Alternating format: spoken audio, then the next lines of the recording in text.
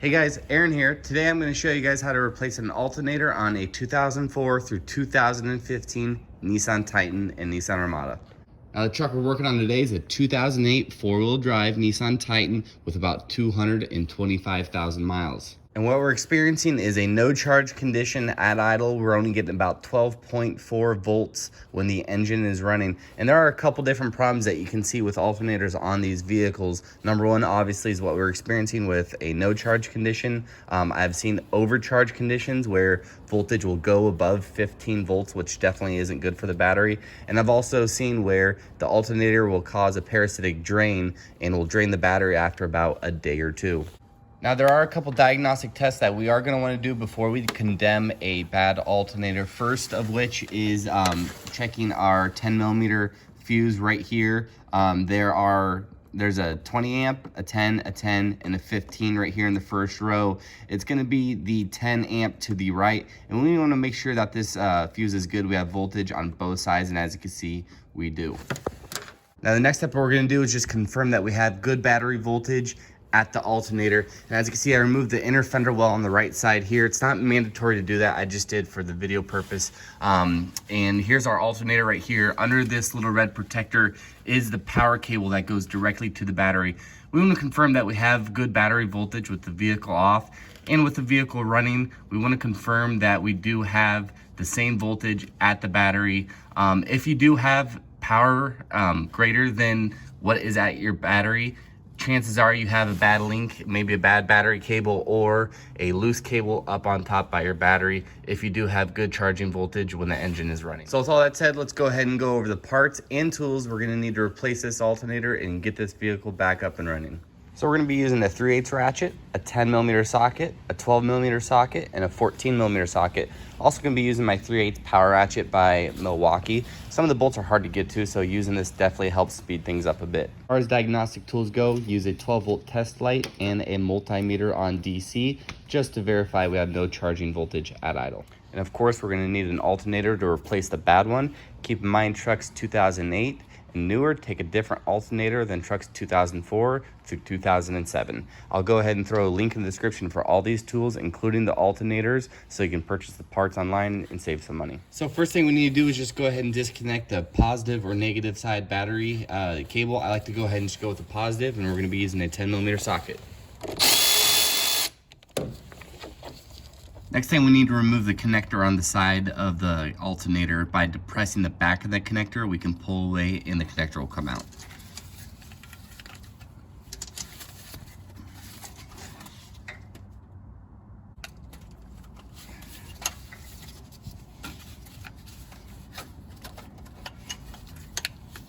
All right, next thing we need to do is remove the 10 millimeter bolt that holds the ground strap onto the bottom of the alternator. I'm gonna go ahead and reach around the frame with my ratchet. It's a little bit easier that way because it's at an awkward position relative to the frame.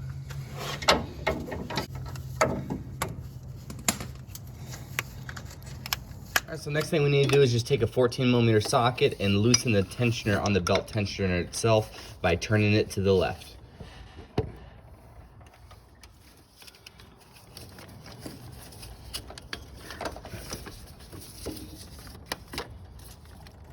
Once that's out of the way, there's a couple things that we need to move in order to get the alternator out from the top of the engine bay versus the bottom or the side.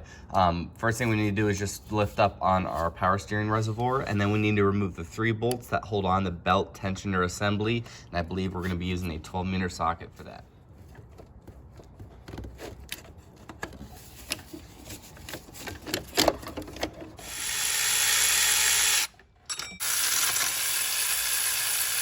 All right, so working on the bottom here, let's go ahead and remove the 2 12 millimeter bolts that hold the alternator to the motor.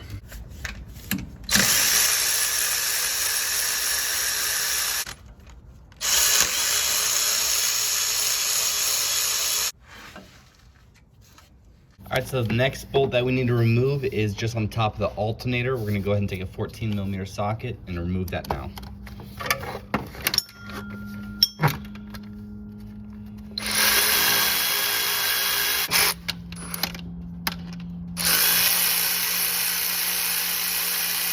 So now that all the bolts are removed from the alternator, let's go ahead and take this thing out. It's gonna be a little bit hard at first, kind of stuck in there, but once you wiggle it free, we can go ahead and lift it up through the top of the motor.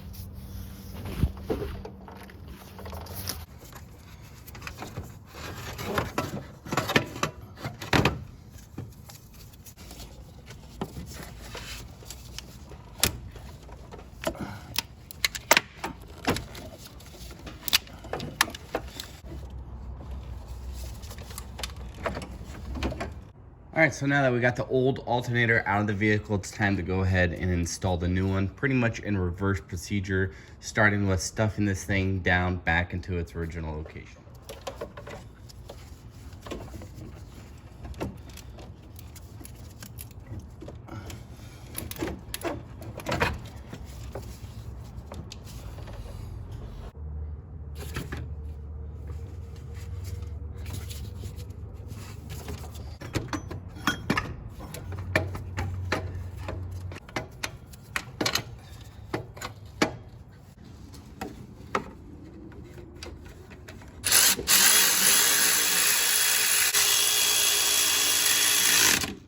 All right, now that we got our alternator bolted in, it's time to go ahead and put our power and grounds back on the alternator, starting with the connector.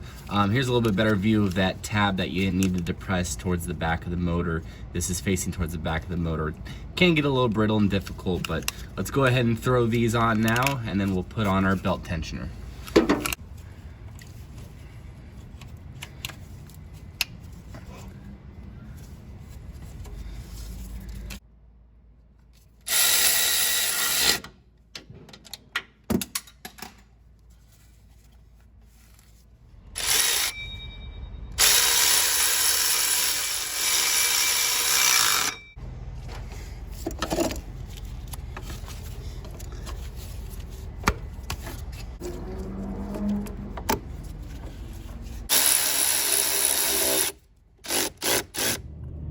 All right, so we just got done putting everything back together. And as you can see, we do have charging voltage here, and I did confirm with a multimeter that we do. So the repair is complete. I hope this video has helped you out.